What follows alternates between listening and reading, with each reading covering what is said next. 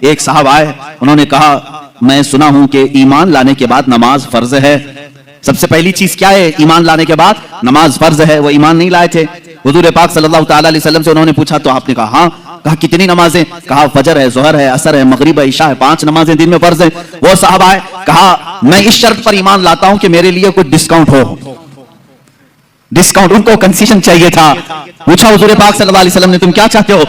انہوں نے کہا میں 5 نہیں پڑھ سکتا, 3 میرے لیے کہہ دیجئے, میرے لیے 3 کر دیجئے, پر میں 3 پر ہی ایمان لاؤں گا. حضور پاک صلی اللہ علیہ وسلم نے فرمایا ٹھیک ہے تم ایمان لاؤ, تمہارے لیے 3 ہی نماز ہے. دنیا میں کوئی کر سکتا ہے؟ غوث و خواجہ کو بھی نماز معاف نہیں ہوئی. اللہ کے نبی صلی اللہ تعالی علیہ وسلم کی دور بھی نگاہ دیکھ رہی تھی. تاریخ میں یہ روایت تو ہے, وہ اسی شرط پر ایمان لائے کہ میں 3 ہی پڑھوں گا, 3 کی مجھے کنسیشن ملے, 2 کی کنسیشن ملے, 3 پر میں ایمان لاتا ہوں. ایمان لائے, لیکن روایات یہ بتاتی ہیں زندگی پر کبھی 3 نہیں 5 ہی پڑھا.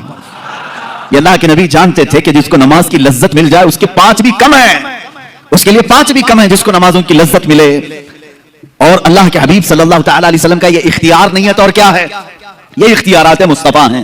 جہاں بانی عطا کر دیں بھری جنت ہبا کرتے ہیں. نبی مختار کل ہیں جسے جو چاہیں عطا کرتے ہیں. عزیزان گرامی, اللہ تعالیٰ نے اپنے نبی صلی اللہ تعالی علیہ وسلم کو ایسا مختار بنایا ہے کہ وہ دینی معاملات میں جس کو چاہیں جو چیز حلال فرما دیں وہ حلال ہے, جس کے لیے جو چیز حرام فرما دے وہ حرام ہے.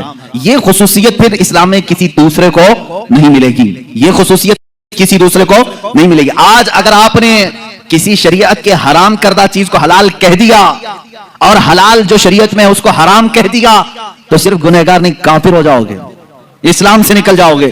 شریعت کے حلال کو حرام, اگر مثال کے طور پر کسی نے کہہ دیا شراب حلال ہے, معاذ اللہ رب العالمین, صرف وہ گنہگار نہیں. پینے والے کی بات الگ ہے, پی رہا ہے, حرام سمجھ کے پی رہا ہے, گناہ کر رہا ہے, گناہ کر رہا ہے. لیکن اگر کسی نے کہا یہ حلال ہے, معاذ اللہ رب العالمین, وہ کافر ہو گیا. نماز کو اگر کسی نے کہہ دیا یہ حرام ہے, نعوذ باللہ من ذالک, وہ اسلام سے خارج ہو گیا. تو یہ تو صرف شریعت مصطفیٰ صلی اللہ علیہ وسلم میں میرے آقا صلی اللہ تعالی علیہ وسلم کی خصوصیت ہے. ان کا اختیار ہے کہ وہ جس چیز کو چاہیں حلال فرمائے, جس چیز کو چاہیں حرام فرمائے. نبی مختار کل ہیں جسے جو چاہیں عطا کر دیں. عطا کرنے کے بارے میں اگر دیکھا جائے تو دنیا میں بھی بے حساب عطا کیا, آخرت میں بھی بے حساب عطا کیا. صحابہ کا تو یہ عقیدہ تھا میرے عزیزو, دنیا میں کوئی اپنی طاقت سے کچھ نہ کچھ چیزیں عطا کر سکتا ہے, لیکن صحابہ نے حضور سے مانگا تو کون سی چیزیں مانگی؟ سیدھے جنت مانگا ہے, سیدھے جنت مانگا ہے. اب مجھے یہ بتاؤ جو دنیا میں جنت تقسیم کر سکتا ہے, کیا وہ اپنی قبر انور سے ہم کو رزق تقسیم نہیں کر سکتا؟